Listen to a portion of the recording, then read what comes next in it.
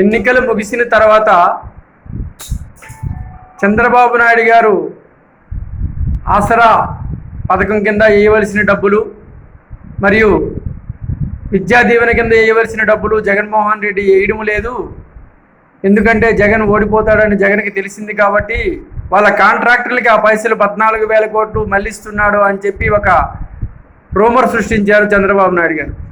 కానీ అవన్నీ కొట్టిపారేస్తూ ఈరోజు విద్యా దీవెనకి అందవలసిన డబ్బులు మరియు ఆసరా కింద అందవలసిన డబ్బులు వారి వారి ఖాతాల్లో జమ చేయడం జరిగింది.